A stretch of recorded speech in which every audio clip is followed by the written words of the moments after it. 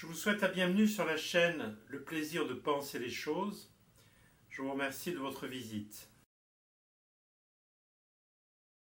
Ce silence vis-à-vis de la folie,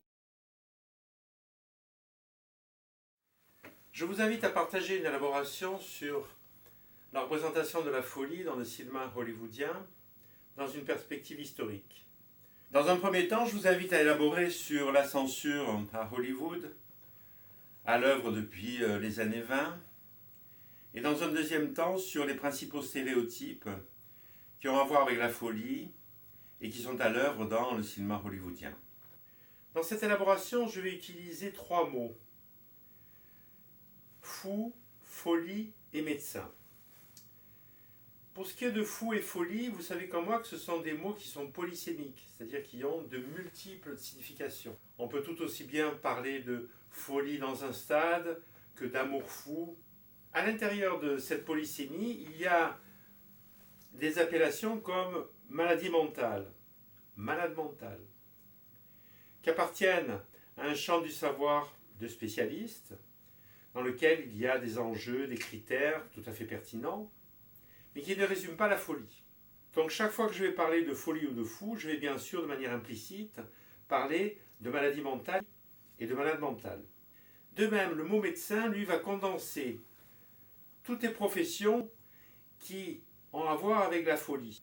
Donc des personnes qui vont, entre guillemets, soigner le malade mental. Donc ce mot médecin désigne tout autant psychiatre, infirmière ou autre.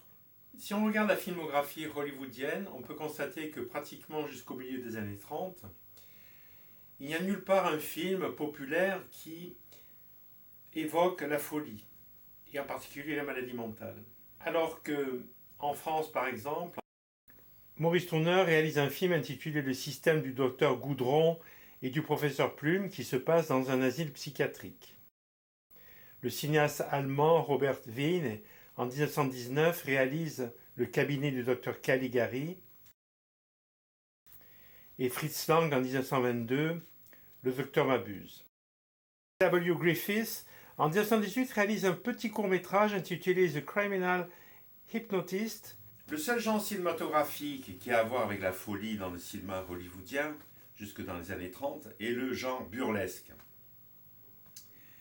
dans lequel le personnage est le plus souvent complètement fou et il évolue dans des situations qui sont elles-mêmes folles. Nous sommes, comme dans la folie, dans la démesure, l'inouï, l'irrationnel, ce qui chez le spectateur engendre perplexité, incompréhension, fascination, rejet, peur, étonnement. Les ressorts de la folie sont dans ce genre destinés à alimenter le comique, des situations et des personnages. En 1935 est réalisé le film intitulé Private Worlds, dont le scénario se situe dans une clinique psychiatrique et qui est le premier film du genre.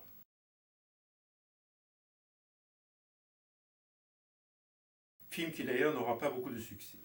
Ce silence vis-à-vis de la folie a-t-il à voir avec une censure? Effectivement, à Hollywood, il y a eu une censure active depuis les années 20 jusqu'au début des années 60. Et nous allons voir comment cela procède. Quoi qu'il en soit, dans cette censure, il n'y est nulle part indiqué qu'il est interdit de réaliser un film où l'on parlerait de folie, de maladie mentale ou de malades mentaux. Donc ce n'est pas cette censure qui serait à l'origine de ce silence. Peut-être est-ce de l'autocensure qui aurait à voir avec des représentations sociales de la folie dans la société américaine dans ces années-là, et qui invite au silence.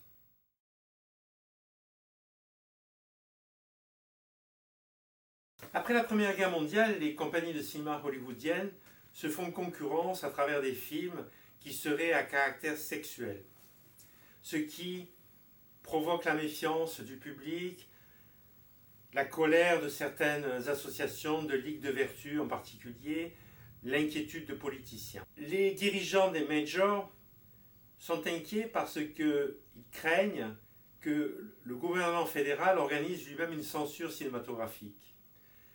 vis-à-vis de laquelle il n'aurait aucun moyen de lutter. Pourquoi? Parce que la Cour suprême américaine n'a pas reconnu le cinéma ou les films comme des produits qui pourraient être protégés par le premier amendement de la Constitution. Le film est un produit commercial. C'est seulement en 1952 que la Cour suprême, dans un jugement, considère la production cinématographique comme protégée par le premier amendement. Alors, en 1922, ils organisent une Motion Picture Association. Voici quelques studios qui actuellement sont membres de cette association. Présidée par un monsieur Hayes, qui est un ex-président du Parti républicain, catholique. Voici une de ses opinions à propos du cinéma. Et ce groupe a travaillé pour constituer un comité de censure. Auparavant, la distribution des films dans les salles dépendait de commissions d'État. Donc un film pouvait être interdit en Californie et autorisé à New York. Ce comité crée un code de conduite cinématographique dont la devise pourrait être « Don't and be careful ».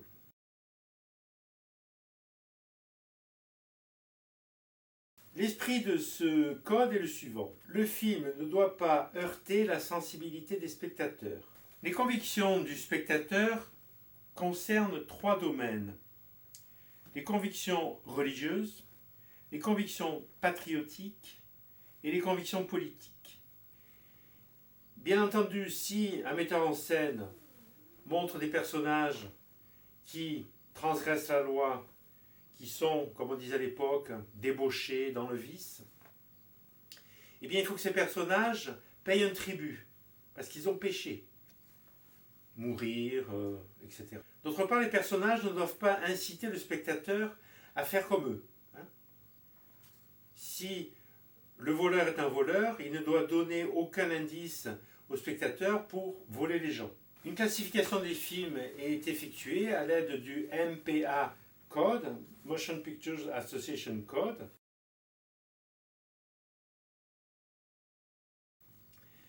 qui est indispensable pour obtenir le droit de distribuer un film. Ce système va être maintenu jusqu'en 1968. Bien entendu, il va tomber en désuétude à partir des années 50. Pourquoi est-il tombé en désuétude? Tout simplement parce qu'il y a eu, à ce moment-là, la concurrence de la télévision, qui laissait plus de liberté aux personnes pour s'exprimer, l'essor du cinéma pornographique et dans des salles spécialisées, et là, surtout la distribution de films étrangers aux États-Unis, italiens, français, dans lesquels il y avait sans doute plus de liberté créatrice. Alors si on regarde de près ce code Hayes, qui est une injonction faite aux metteurs en scène et aux producteurs de ne pas transgresser certains tabous. Il y a donc une liste que l'on pourrait classer en 3 catégories, parce que l'arrière-plan idéologique de ce comité, c'est la religion, le puritanisme en particulier. Donc ça porte sur 3 domaines: la sexualité, le corps et la mort. Alors pour ce qui est du sexe et de la sexualité, c'est sans doute le domaine dans lequel il y a le plus de tabous. Bien entendu, on ne peut pas mettre en scène des relations sexuelles. Les préliminaires, ils s'arrêtent au baiser. Et le baiser, il doit être, comme on dit, bref et superficiel. Pas de couple constitué du même sexe. Pas de couple d'ethnies différentes. Il y a les blancs, les jaunes, les noirs et les rouges. Donc vous ne pouvez pas mettre en scène une histoire d'amour entre un Chinois et une Américaine blanche.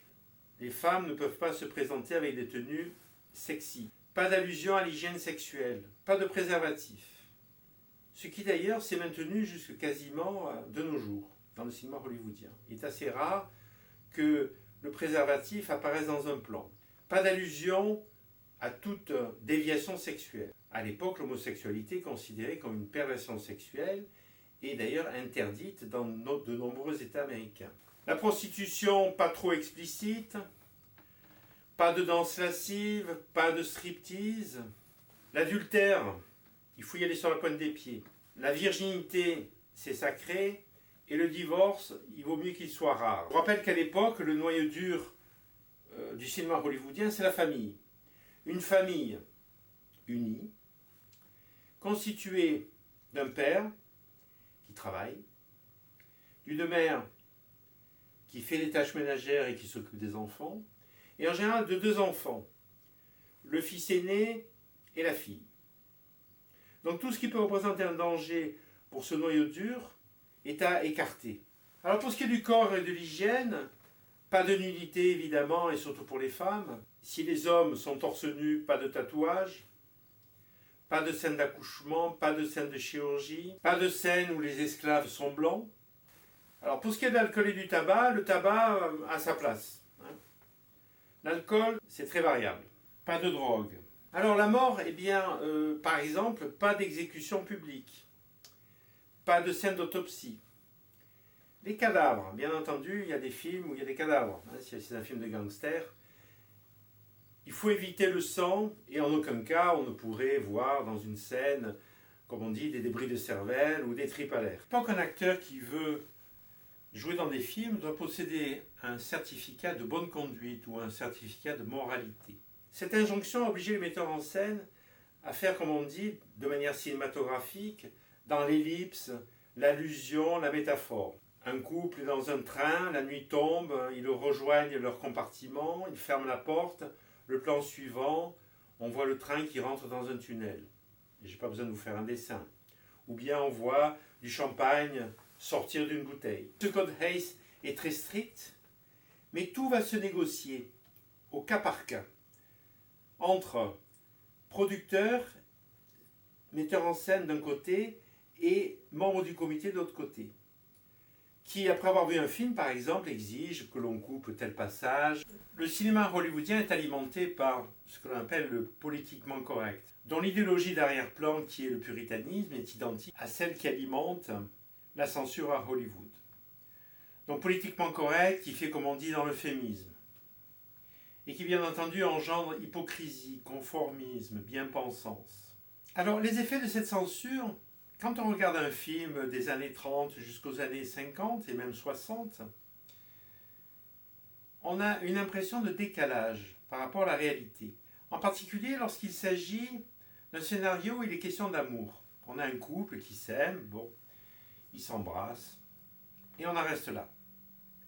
On ne va jamais jusqu'au bout des choses. Ce qui donne au spectateur l'impression que les personnages sont dans l'indécision, alors que cette indécision n'appartient pas au scénario.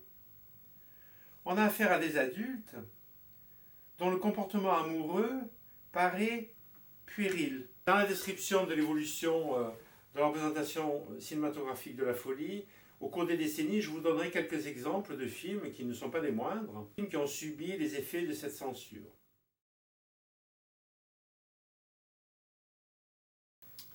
Il y a un certain nombre de clichés, de stéréotypes et même de croyances, pour certains des stigmates, qui alimentent la représentation de la folie dans le cinéma hollywoodien.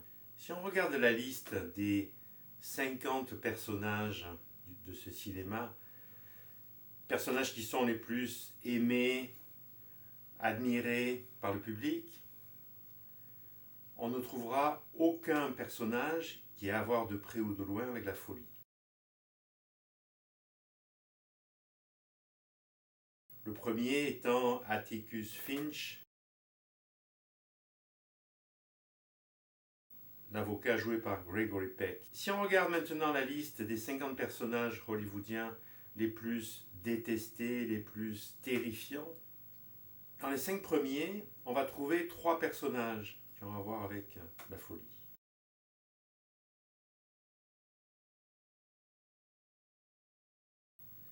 Le premier, Hannibal Lecter, du film Le Silence des agneaux. Le deuxième, Norman Bates, du film Psycho. Et à la 5e place, Mrs. Wretched, une infirmière qui joue dans le film Vol au-dessus d'un nid de coucou. Alors voici la liste des principaux stéréotypes que l'on peut retrouver dans le cinéma hollywoodien et qui sont encore actifs même de manière contemporaine.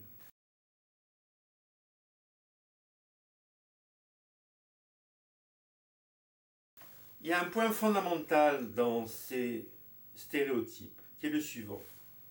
Ils sont partagés aussi bien par le fou que le médecin, qui sont en miroir par rapport à ces qualificatifs.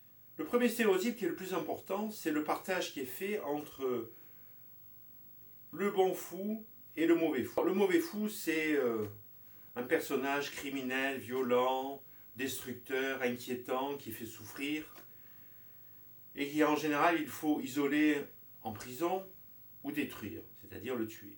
Il incarne le mal. Le mauvais fou correspond bien entendu à l'équation mad, bad. Et c'est sans doute le personnage le plus fréquent, beaucoup plus fréquent que le bon fou. Alors ce personnage mauvais fou confirme le vieil adage hollywoodien qui dit que meilleur le méchant, meilleur le film. Si vous êtes dans le camp du bien, il faut que le méchant soit très méchant. Parmi ces personnages, il y a un personnage récurrent du cinéma hollywoodien qui est appelé la belle folle manipulatrice et qui renvoie au stéréotype hollywoodien selon lequel la beauté physique est synonyme de beauté morale. A l'inverse, le bon fou, lui, ne fait pas souffrir, il souffre. Il est esclave de ses propres démons. Il est pathétique, il est réadaptable. Il y a à propos du bon fou des stéréotypes qui sont plutôt péjoratifs. Il est ennuyeux, il est parasite. Sa sexualité est soit inexistante, soit déviante, entre guillemets. Si sa sexualité est déviante, elle est toutefois moins déviante que celle du mauvais fou. En miroir du mauvais fou, il y a donc le mauvais médecin, qui lui est soit un criminel, il viole les patientes en les hypnotisant, il vole des personnes, il tue des gens, dans à peu près 30 à 40% des films hollywoodiens. Soit il est le médecin fou, le savant fou, qui fabrique des virus pour tuer l'humanité, qui crée des monstres, etc. Il peut être un monstre lui-même. Alors il y a incontestablement des liens entre la folie et la monstruosité. Vous savez comme moi que dans le cinéma hollywoodien, il y a une grande panoplie de monstres, qui d'ailleurs reviennent de manière cyclique. Et c'est en particulier dans les années 30 où il y a eu toute une panoplie de monstres. Frankenstein, Dracula, King Kong.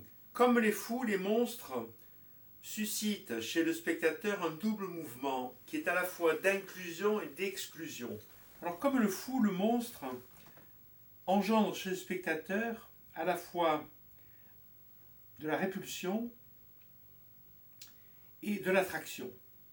Il fascine, il magnétise le spectateur, qui peut être séduit.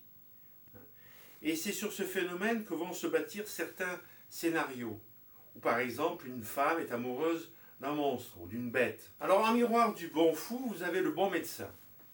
Médecin qui est totalement bon, dévoué, disponible, empathique, et même amoureux, ce qui arrive assez fréquemment dans les films. Il peut être aussi un comique, excentrique, à peu près dans 25% des films.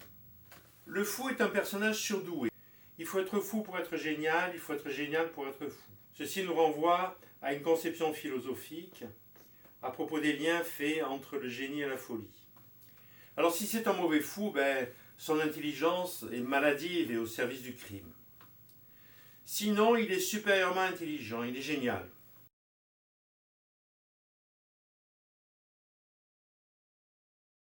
Mais il est aussi doté de pouvoirs supra-humains.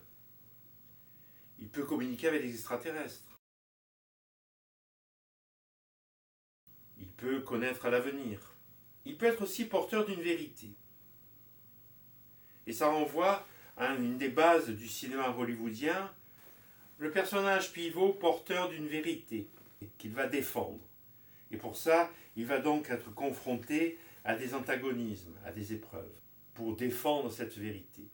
Et en miroir, le médecin, lui, il est totalement génial. Il a des intuitions extraordinaires, il est capable de lire l'âme humaine, de décrypter l'inconscient. Alors soigner un fou, ou soigner la folie, c'est lui faire perdre ce génie, lui faire perdre ses dons. Il est génial, il ne sera plus génial. C'est un créateur, ça ne marche plus. Il a des pouvoirs suprahumains, il les perd. Par conséquent, le fou doit se libérer de ce qui pourrait l'aliéner, c'est-à-dire un traitement par exemple. Et de ce fait, ce sera une épreuve de libération que d'être en rupture avec ce qui pourrait l'aliéner. Alors c'est une croyance populaire, cette croyance selon laquelle se soigner, c'est prendre le risque de perdre de l'intelligence, du talent créateur, du génie, est fausse en fait dans la réalité, ce qui est bien documenté. L'amour seul guérit, qui renvoie à l'adage « l'amour triomphe de tout ». Donc il suffit d'aimer le fou pour qu'il s'améliore et qu'il guérisse. Que vous soyez sa mère, si c'est un enfant, le fiancé ou autre. L'idée est donc que tout le monde soigne tout le monde. Cette espèce de collusion dans l'anonymat, on la retrouve dans de nombreux films hollywoodiens où quand le fou rencontre un professionnel qui va s'en occuper, on ne sait jamais si ce professionnel est médecin, psychologue, thérapeute ou autre. Et à l'inverse, on peut rendre les gens fous. Alors, un autre stéréotype qui est bien entendu celui de la folie contagieuse. À force de rencontrer des fous, on devient fou de soi-même. Ça renvoie à une croyance qui était très active au XVIIIe siècle en Europe et qui laissait croire aux gens que la folie pouvait être contagieuse et qu'il fallait s'en protéger. De même, la famille peut rendre un individu fou, et en particulier la mère, qui est assez souvent au centre de cette espèce de processus. Une mère du style, comme on dit, juive new-yorkaise, une veuve ou une ex-divorcée inconsolable, géniarde, ambivalente, surprotectrice, contrôlante, et qui vit avec un fils qu'elle rend cinglé. Il ne manque pas de scénarios qui exploitent cette idée. Tous ces stéréotypes répondent au fond à la question du comment. La question du pourquoi, elle se résume le plus souvent en une seule théorie hollywoodienne de la folie, qui est la théorie traumatique, qui se décompose en 3 étapes. La première, le protagoniste au cours de son enfance ou adolescence a vécu un événement traumatique. Soit il a été acteur de cet événement, par exemple il a été enlevé par un tueur en série, il a pu s'échapper, soit il a été témoin de cet événement. Il est dans la chambre et sa mère est assassinée par l'amant dans la salle de bain. Deuxième étape, l'amnésie, qui va donc effacer ce souvenir définitivement. Troisième étape, il arrive à l'âge adulte et devient fou, parce qu'il a en lui une espèce de noyau toxique qui alimente sa folie. En miroir, vous avez le médecin qui, lui, va prendre le rôle d'un super détective.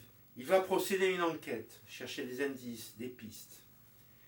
Il va finir par repérer ce noyau toxique, pour l'extraire. Ceci, en général, se produit pendant le climax qui se situe vers la fin du film et qui précède le happy end. Happy end, qui est une convention cinématographique, mais qui permet au spectateur de se détacher des personnages. Climax, qui est ce moment du film qui précède la fin, où la vérité éclate, où le personnage prend conscience de lui-même, il va donc évoluer. Et ceci se fait dans une atmosphère évidemment dramatique.